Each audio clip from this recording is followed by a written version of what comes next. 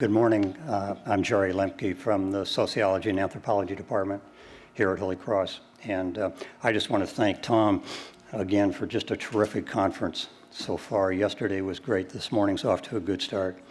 And I know that Tim Black is going to keep things rolling for us. Tim Black is best known for his book, When a Heart Turns Solid, The Lives of Three Puerto Rican Brothers on and Off the Streets. An 18-year study of the brothers and their family using ethnographic and political economic approaches, Tim's book was picked by the Washington Post for its best books of 2009 list and Book List Editor's Choice Best Books for 2009. His book won the Humanist Sociology Book Award and was a finalist for the Puerto Rican Studies Association Best Book Award. Tim won the Mira Komorowski Book Award, one of the highest honors given in American sociology. He's currently Associate Professor of Sociology at Hartford University, where he's now completing a book co-authored with Mary Patrice Erdmans entitled The Distractions of Adolescent Motherhood. In September, Tim will begin a new position at Case Western University in Cleveland. Please join me in welcoming Tim Black.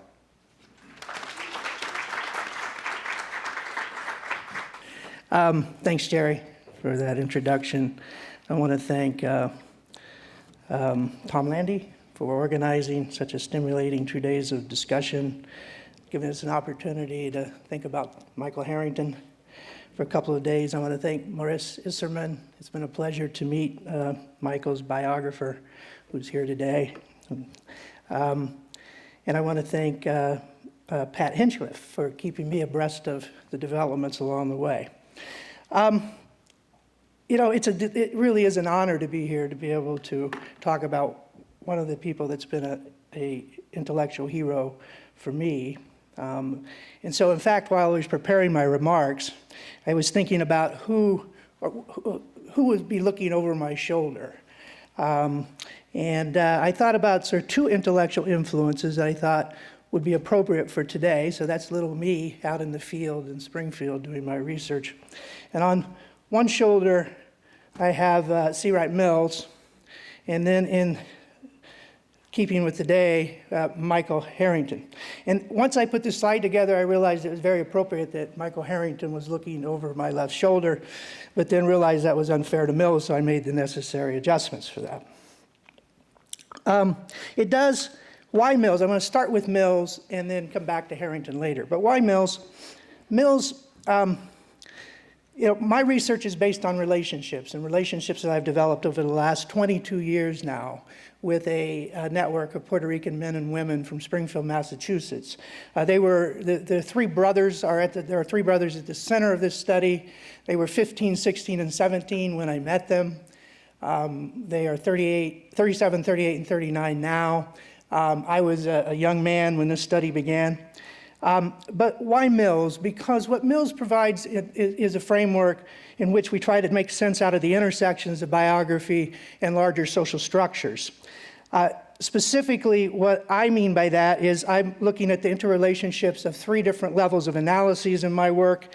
At the macro level, I'm looking at the post-1970s restructuring of economic capitalism and racial domination, the very dynamics that have created the spaces for racial segregation and concentrated poverty in our urban areas.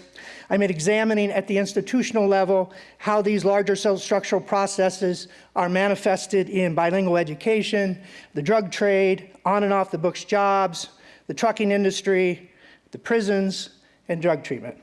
At the interpersonal level, I examine the personal and collective strategies, the social networks, the appropriation of material and cultural resources among a marginalized group of Puerto Ricans to respond to these social circumstances. In other words, part of the ethnographic craft is not just simply looking at individuals as we often do, but seeing individuals, looking at individuals so that we can see the social and historical streams that are running through them. to see individuals as sort of a prism through which to see larger social and historical processes. So let me give you an example of this.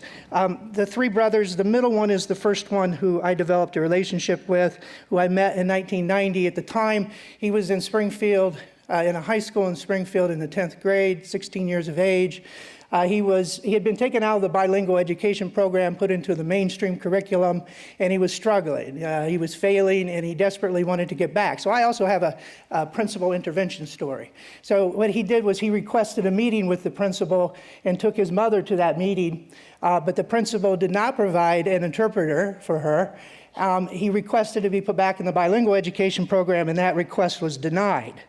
I picked up Fausto that afternoon in front of the school, and he was enraged. He really saw this as his last opportunity to finish high school or to have any chance at all of participating in school athletics.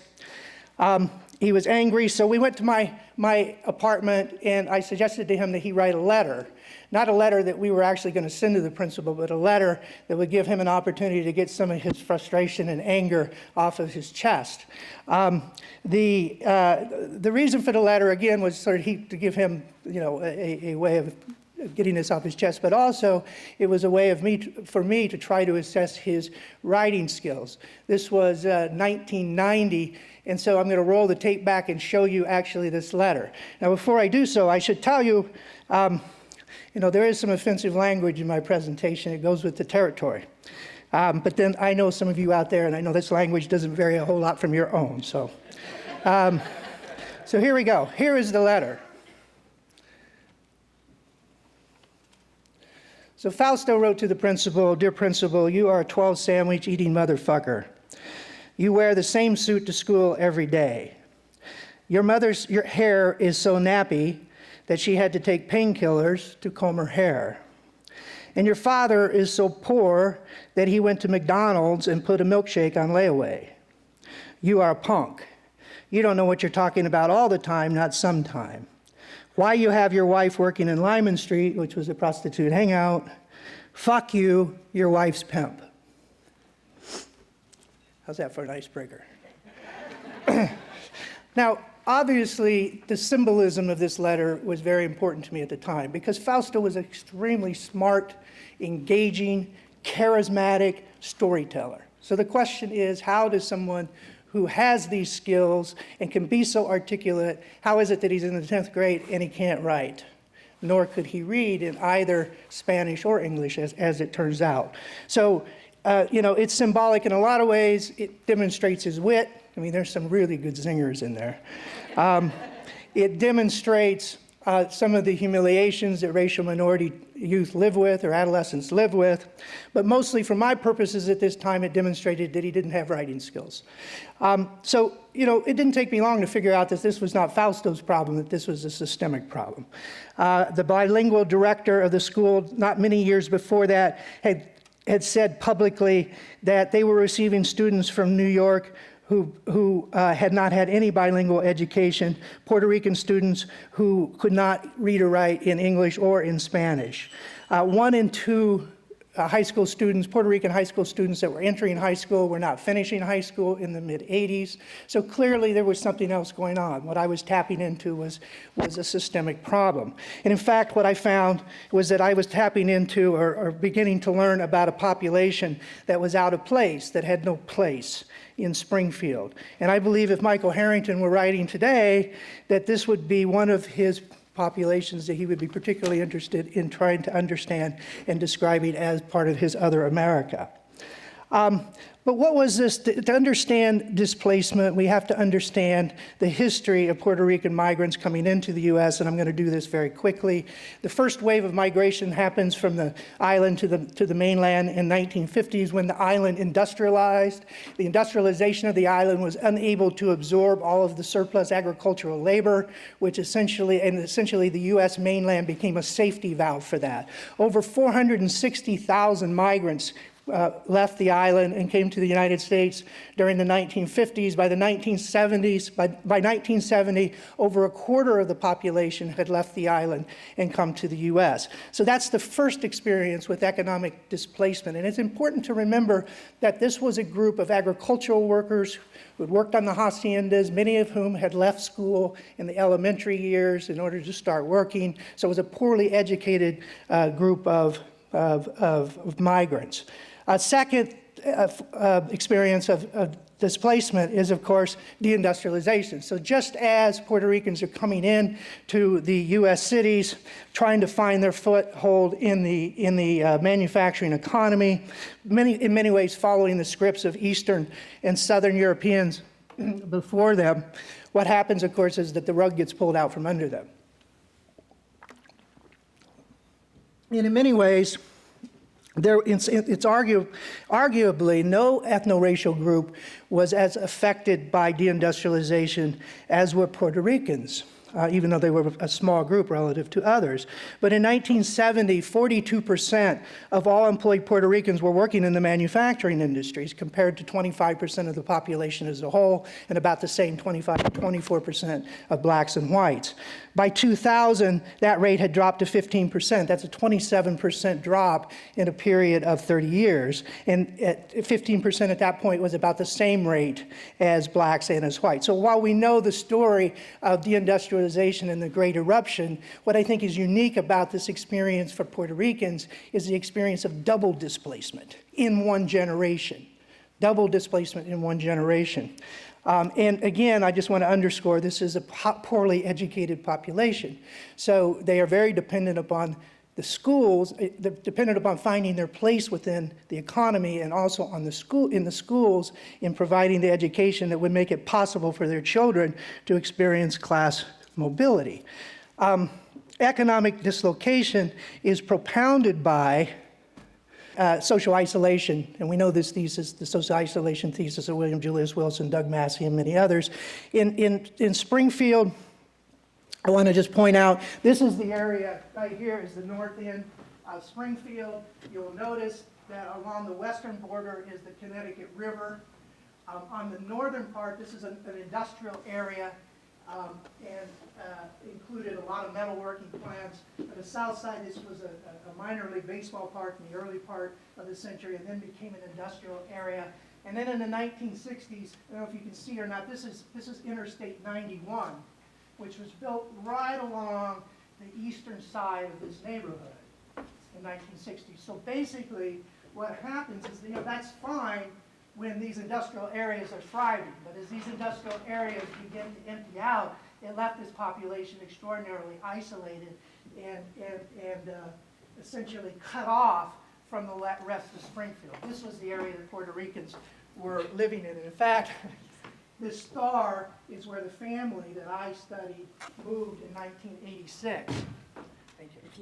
At that time, the poverty rate in that area was 54%, and the unemployment rate was 20%.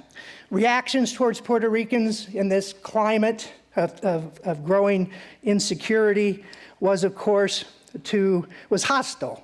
They experienced what I sometimes refer to as the 3 S's. They were stigmatized, they were stereotyped, and they were scapegoated. So it was economic displacement, neighborhood segregation, and the larger social context of social insecurity that contributed to the hostility of Puerto Ricans in the community and in the schools, where they were referred to derisively as balengues in the white-dominated schools. So this was the brewing of the perfect storm. One of the activists in Springfield's North End, Barbara Rivera, very well known, and for any of you who are from Springfield, I'm sure you're aware of her.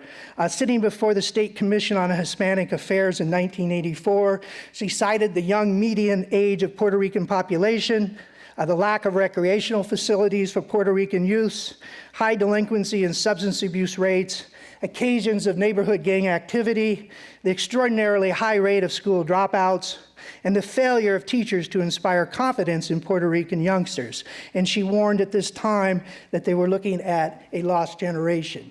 And in many ways, this is the concept that reverberates throughout my book. This is the network of men and women that I am studying. They are the lost generation. The lasting effects of segregation, isolation, and ethnic and racial polarization can still be seen today. The high school dropout rate, or the graduation rate, if you will, has not changed in the last 20 years. Still less than 1 out of every 2 Puerto Ricans who enter high school complete high school in Springfield. Some of you probably saw Northeastern University's Institute on Urban Health Research 2010 report, in which they studied 100 metropolitan areas. They found that Springfield had the second highest Hispanic segregated primary schools of those 100 metropolitan areas, sandwiched between Los Angeles and New York. Boston being 4th and Hartford being 5th. They had the 9th highest black segregation rates in the primary schools as well. The Federal Reserve Board has taken an interest in Springfield. They have one study that they've done, compares Springfield to a lot of other cities in the area of similar size, Providence, Worcester, Fall River, Hartford, Bridgeport, and others. In all of these comparisons, Springfield has higher rates of segregation, unemployment, school dropout, lower rates of overall labor force participation. Only 39% of adults in Springfield without a high school education are employed. Now, it is, of course, the case that I don't want to generalize to all Puerto Ricans. Some Puerto Ricans are obviously finding their place. There's a growing middle class. There recently has been a large migration of Puerto Ricans from the island to the mainland. They're not locating in Springfield for the most part. They're locating in other geographical areas like the central area of Florida and so forth. But the group that I'm talking about is a group of migration that begins in the 50s, the experiences of double economic displacement. This is a group looking for place, driven by the historical vestiges of colonialism, the search for place along the routes of circular migration, and the racial and ethnic struggles located in the urban schools and segregated neighborhoods. Now, that was sort of the setting for my study. My study actually begins then in the 1990s, and the 1990s is a very interesting time to be doing this work. I was on the ground doing a street ethnography in 1996. I was spending, which lasted for a couple of years. I spent a lot of time in an area that I would define as Puerto Rican male space, and it's important to understand that I'm not talking about, it wasn't just simply a staging ground for drug dealers, even though it was that. There was certainly the drug market was part of that space, but it was also a space where other men, Puerto Rican men who were employed, some of whom were in community college, it was a place for them to come in a white-dominated city and define as theirs. They listened to salsa music, they drank Budweiser, they had lots of laughs. So this was a space that I spent a couple of years in Springfield. And one of the things I noted was that by 1998, that some of the guys who had been more involved in the drug trade were actually leaving the drug trade and going to work. So I started to realize that there were 2 primary social forces during the 1990s that were shaping the lives of these guys. One was the tight labor market.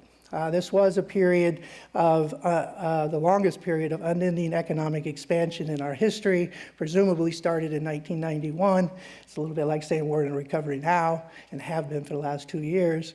But really started in 93, lasted through 2001. By 1998, the labor market is getting tighter, and some of these guys are finding more opportunities for full-time employment. The unemployment rate bottoms out in 1992 from the early 90s recession at 10%. It dips below 3% in 2000. So you get a sense of the trajectory there. Of course, this was a period of time in which many of us were, or many, I shouldn't say us, many were singing the virtues of the Clinton era expansion, particularly in the decrease in poverty rates and unemployment and the increase in family income, and particularly among racial minority groups.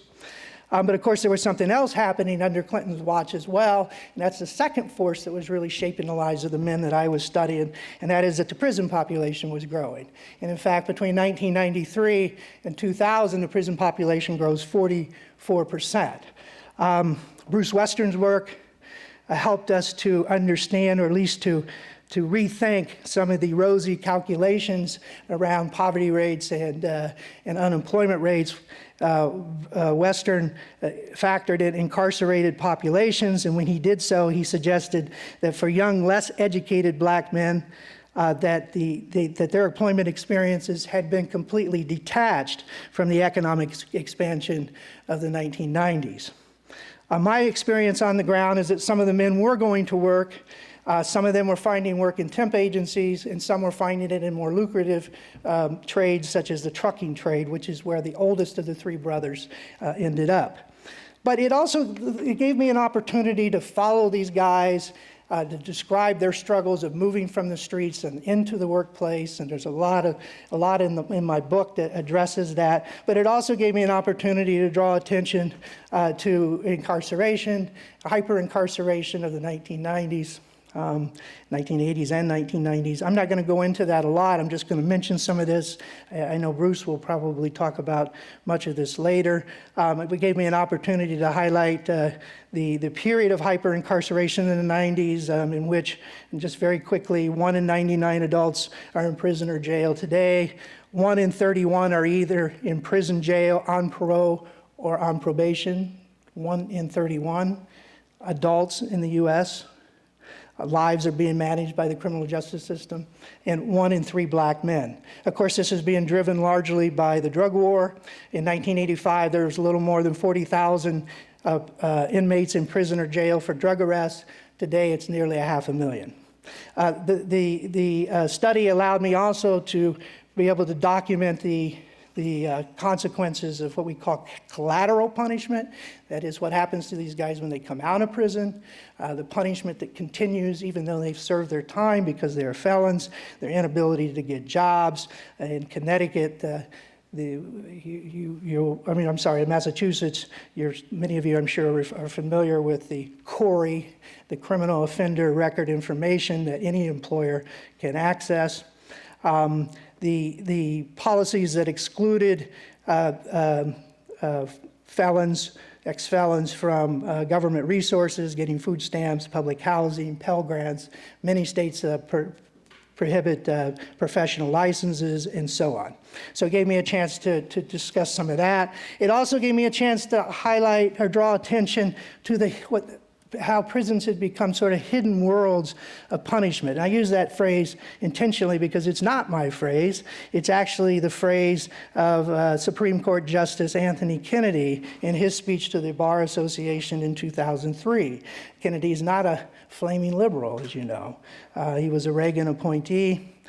He said that these hidden worlds of punishment should startle the public when fully exposed.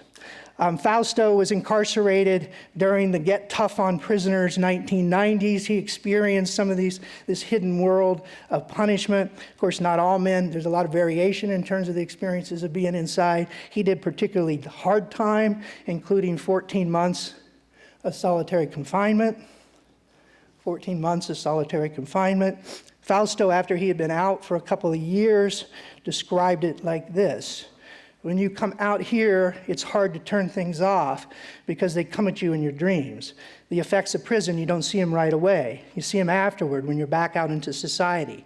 So a lot of things really break you, right? They disturb you. They disturb a part of your brain that's not meant to be disturbed.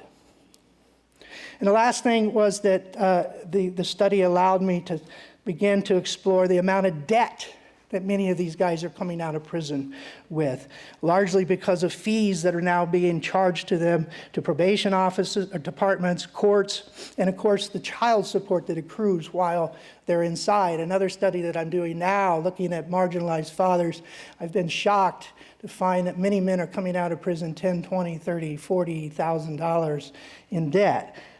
Michelle Alexander did a particularly good job in her book, The New Jim Crow, in identifying some of these pre-conviction and post-conviction service fees. So that was then. So what is now? Where are, and I want to take some time to talk about, do some storytelling like Annette did, do some storytelling. Where are the three brothers today, and what can we learn about that? And I think there are 2 points that I want to make. One is, what's the future for marginalized men? And I must say my focus in this study is men. It was based upon the development of relationships. I had a lot of I had a lot to overcome in terms of class and race. It was much more difficult to overcome class, race, and gender to make connections with women in my study. I did, and I did develop relationships, and I do write about them, but not certainly at the same level of intimacy and connection that I was able to with the men. So Mary Patrice Erdmans and I are finishing a book right now on adolescent mothers, and it's really underscored just how much I missed, in some ways, half of the human drama, if you will, among this marginalized populations, or any of us for that matter. So where are they now? And I think there's two major points that I think we can make from this. One is, let's look at what is sort of the range of outcomes for these men as they are now 37, 38, and 39. And the second point I want to make is just the point that trajectories are very rarely linear. They're very nonlinear. These men move back and forth depending upon a number of factors. Clearly, the last decade has been brutal. The Julio, who I want to start with, Julio left the streets in 1995, became a truck driver. He's been driving now for 17 years, driving a tractor-trailer truck. Julio's struggles are really the struggles today of many working people. So for instance, the company that he's working for has been working very hard to try to bust the labor union. After changing jobs 9 times for his first 8 years of driving, he finally landed a unionized job. He left that unionized job to become an independent contractor, to drive a truck, which was encouraged by the company, which meant he had to relinquish his union status, to drive this truck, to lease a truck, and to become an independent contractor, which sounds great. You know, it really underscores this notion of being independent and being your own boss and so on. The problem was that, they didn't provide him with any of the necessary information and training for how to manage his money. And suddenly he has all this money, and he has this money that most of us in that situation would hire accountants to take care of. You got to pay taxes. You got to deal with a variety of personal financial concerns. They did not provide him with that, and in fact, they never even developed a contract with him. And so in many ways, he was never really independent. He was still driving for the same company. They just simply gave him the truck and said they had leased him the truck. And they forgot somehow to take out the lease, to take out the amount of the lease for the first 2 years that he was driving. So when Julio came back to the company and he said, geez, I can't do this anymore. I'm in trouble. I'm in tax trouble. The feds are after me. The state's after me. I'm worried about bankruptcy. They said, well, you can come back into the company now, but you'll have to work in our non-union division. And not only that, but oh my gosh, we forgot to charge you the money for the lease of the truck, and so you now owe us $46,000, which he's been paying off for $150 a clip for each week over the last 3 years. Julio also took out one of those subprime loans. He had 2 of them, a 10% and a 12% loan. It had ballooned to 10% and 12%. So he foreclosed on his home a few years ago and is now on the verge of personal bankruptcy. Now that's one story among many, but it is a story I think that underscores the struggle of working people. I've contacted a couple of tax lawyers to see, in fact, if the company could make this $46,000 debt stick. The tax accountants have said they surely cannot, that he was never, by regulatory definitions, an independent contractor. I suggested to Julio that maybe, this gets to Annette's point of cultural capital, I suggested to Julio that he might want to challenge the company on this, but of course he can't do that, can he? Because he's afraid of retaliation. He has no union protection. He lives like a lot of working people today, and that is that they live in fear. Fear. Okay? The second is Sammy. Sammy is the youngest brother.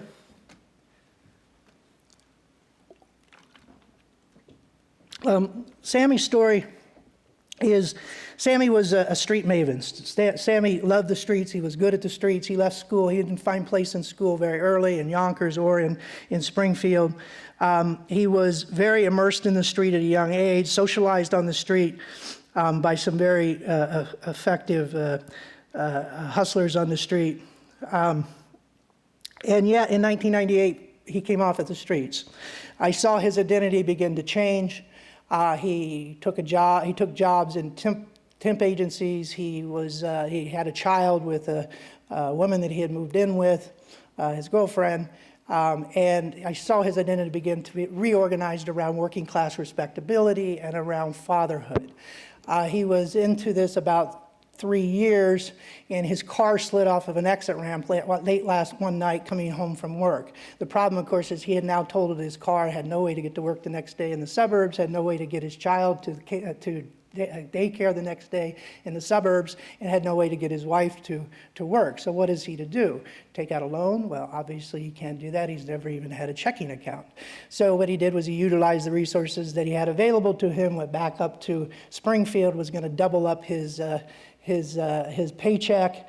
He went out to sell in the same bar that we used to hang out in, sell cocaine, and that night got busted. And so looking at mandatory minimum of 7 years, he ended up plea bargaining to 3 years, but it turned out to be a very important 3 years because of his trajectory and the vulnerabilities and this sort of transition he was making. Sammy came back out. Sammy tried to reconnect with his girlfriend and his child and to sort of reclaim that space which had become strained while he was in prison. It didn't work. He ended back up on the streets and was busted. They tried to, for selling to an undercover, they tried to give him 15 years in prison. We managed to get a 4 to 7. And he is upstate right now. Sammy is extremely smart. He plays a very significant role inside prisons in one of the prison associations, or what many would probably call gangs. He has assumed a leadership role in that prison association.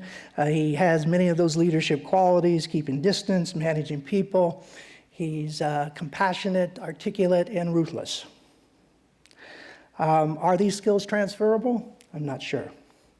Lastly, Fausto. Fausto is the one whose letter we began with. He's the one who spent 7 years in prison, much of that doing very hard time. He came out in 2000. He had a very rocky road for a long period of time trying to find his place.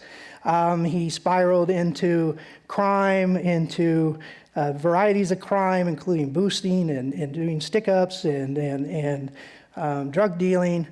He was on and off the streets between recovery and relapse of his heroin addiction. And yet, a few years ago, he managed to decide that he was really going to make the effort to come off of the streets. He enrolled in a culinary program, and all of the articulation that you've seen already, that this articulate, charismatic guy and all this passion got poured into this culinary program. And he would call me regularly, and it was kind of like talking to the walking, talking food channel, or he would talk about the intricacies of orange chiffon cake and things like this. And he became the star of the program. And he graduated, and on his graduation day, he invited some of us. He prepared a meal. That was his final exam. And he prepared a meal, but a few days before that, about a couple weeks before that, I had asked him if it was okay if I requested his CORI. Right? Criminal offender record information. And by coincidence, ironic as it was, that showed up the same day of his graduation. And in fact, I received it just as I was going to the graduation and stuck it in my pocket. When I got back, or after this wonderful meal and this celebration of his accomplishments, I went out into the car and I opened up his CORI and it unfolded to the floor. Of course, it went back to the 1990s and absolutely everything was under. So there was the obvious contradiction. Here was someone who was in a place of success and achievement and passion and reorganization of his life, and yet who's going to hire him? Right? So what we managed to do, because I could use my social capital and I could help connect him to people in Springfield, after 4 months of looking for work, we found a job for him in the food preparation industry, as they call it. Right? And so he's been working there for a year. But what is the problem? Is that what he represents is the three. So we have sort of stable working class, as stable as it gets, but struggling in his older brother. Sammy, still sort of straddling, located on the streets, trying to find his fortunes and his status on the streets. And then Fausto in the middle in precarious employment. Right? And 1 year later, he gets about 20 to 25 hours a week. He has no health insurance. He's essentially still homeless. For much of this time, he's lived on his brother's couch. And this is what success looks like. And, you know, is it possible that over time he'll be able to move up and get full-time employment? Of course it is. But at the same time, many of the guys that he's working with have been doing this for 6, 7, 8 years.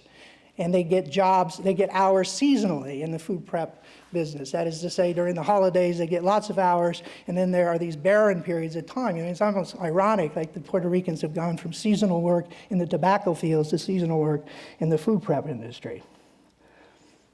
So I think this is the two lessons here, is these are sort of the different ways in which, different outcomes, ways in which men get located, and the struggles of each of those locations.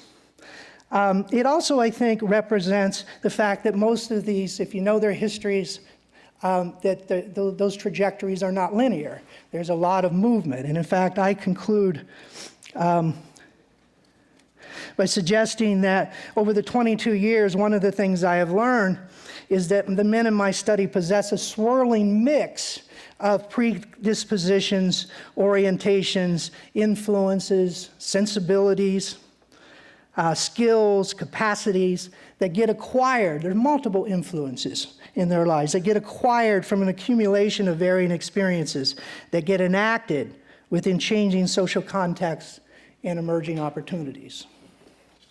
Okay, lastly, I have a few minutes left or no? How am I doing? Oh my goodness.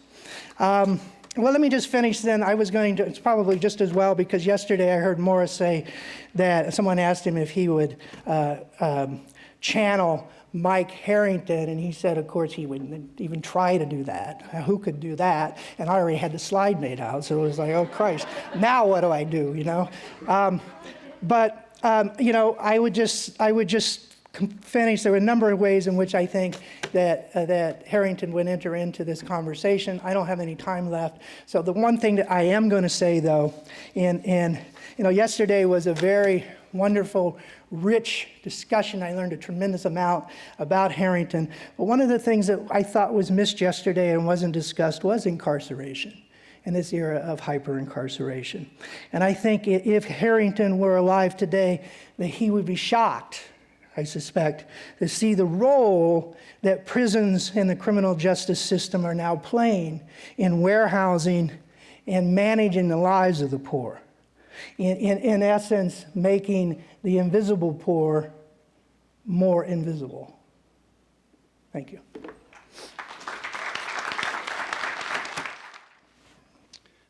Thanks, Tim. Wondering, two questions. Wondering if you could back up a little bit in terms of the family history, the migration for the family from the island to the mainland. You mentioned briefly Yonkers in the story in your account, so I presume that there's a stop somewhere along the line in Yonkers, and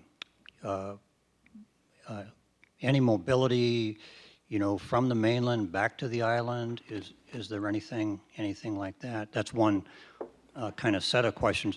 Another is if you can talk a little bit about research methodology.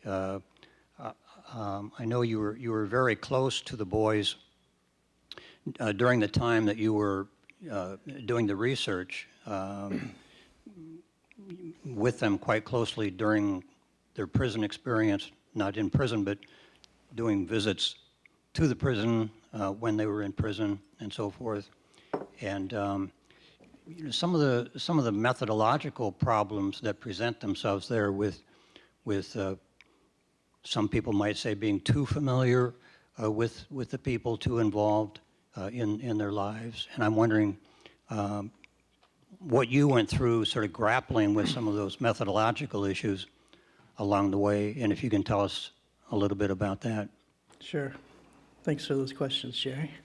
The first question on Yonkers, the family moved back and forth quite frequently until the oldest was about 8 years of age, I believe, between the island and the mainland, lived in a lot of various places, settled into Yonkers in 1985, I believe it was. Yes, it was 1985 because it was just the year that Judge Sand handed down the desegregation order in Yonkers that desegregated the schools. So the first day that Julio remembers going to school, there were a lot of white people standing outside the school building with, as he says, rotten fruit and so on, throwing them at them. So the school, the point here is that the schools were in total disorganization, total disarray. Chaotic during those first years. One of the things I've learned about Fausto, for instance, is that, and some of you are educators in the room will understand this, is that Fausto has now, one of the wonderful things about the book is just how many people have come forward in the Springfield area. It has strengthened my resolve to know that there are so many good people working in failing institutions. And there was a school teacher who's been teaching for 30-some years who's come forward, is working with Fausto now on his literacy skills. You know, his intelligence is up here, his educational skills are here. It's one of the first times I learned that you can be smart and not educated. And of course the opposite's true too, for those of us who spend time in academia, right? You can be educated and not very smart. As they have reminded me a few times. And what is very clear is there's these basic building blocks that he missed along the way, and I think Yonkers was very significant in that way. It was a period of time in which these kids, these three guys, really missed out on some very important literacy needs that they're trying, or at least Fausto's trying to make up for now. So that was part of the Yonkers, and the reason for leaving Yonkers is that their parents were looking for greener pastures. They were looking for better opportunities, as is the reason why most people migrate, right? And so they went from Yonkers to the north end of Springfield. Methodology, yes, 22 years is a long time. I'm very close to these guys. You know, I have become fictive kin, if you will. Am I too close? Well, perhaps, but I think that this is a study that's rooted in relationships. What I know is based on those relationships, the depth of what I've been able to understand, my understanding of oppression, how it's lived, how it feels, and so on, is really rooted in that relationship. And when I write about it in the book, I don't try to pretend like I'm not there. I am there. And everything I know is based upon the nature of that relationship. That's my methodology. I write myself into the book. What I know is because of my presence there, the nature of the relationship. And of course, over 22 years, one of the things I've learned is that, you know, as the relationship changes, what we know changes. And so there's some real benefits in being able to do this kind of longitudinal ethnography. We learn a lot during that period of time. The other thing I'll say is that, you know, it's important to remember that I am an outsider. I am a gringo. And in many ways, distance has never been a problem. Distance is easy. I don't live in their worlds. And so closeness has always been the challenge for me, figuring out ways of connecting, ways of trying to develop intimacy and sharing my life and sharing their lives and so on over a period of time. And there's still a lot that I don't know about them, which I continue to learn, particularly since the book has been written. You know, oh, well, I think you missed this, Tim. So that's sort of my answer to the methodology question is, yeah, you know, there are some limitations here, but I think there are some real strengths. Isn't that what the anthropologists used to call participant observation when I studied it about 50 years ago or something? But anyhow, I was really fascinated by your independent contractor story because it has become such a major force in destroying conditions and in, let's say, for example, at FedEx, I think a lot of people don't know that large numbers of the people who drive for FedEx are independent contractors, and there are many cases in court right now challenging that. And obviously, if you are an independent contractor, the employer isn't paying Social Security Medicare, et cetera, many other taxes on these employees. So the taxi industry, for example, was switched from employee to independent contractor across the country. And the trucking industry, at least over the road, where the unions were able, or the Teamsters was able to keep independent contractors out, that thing has now been flipped entirely. So this is a really very vicious system, and it's very broad and very comprehensive. I think to some extent the Labor Department is trying to do something about it, but it's tough going. Thanks for that comment. And I'll add to that too, you know, given the hegemonic forces in our cultural hegemonic forces in our country, which always sort of tend to hold the poor as morally culpable for their own poverty, you know, the sort of individual explanation of poverty. I mean, Julio's understanding of that whole process is that he couldn't manage his money. Right? We don't see the systemic and the structural ways in which he has been victimized, in a sense. So, yeah, thanks for that comment. Could you say a little bit more about bilingualism? To what extent are these guys still bilingual? When do they use English? Are they equally good or bad in one language or the other? And very articulate in both languages, move back and forth between worlds in which they speak English and speak Spanish. They speak what they call Spanglish. And the bilingual education issue is a very important issue. I don't know if I have any more time. Tom, you're standing right here, so I don't think I have. I had a longer version of that, but I can talk to you privately about it because I think I'm about ready to get the cane off the stage. Thank you very much. Thank you, Tim. Thanks.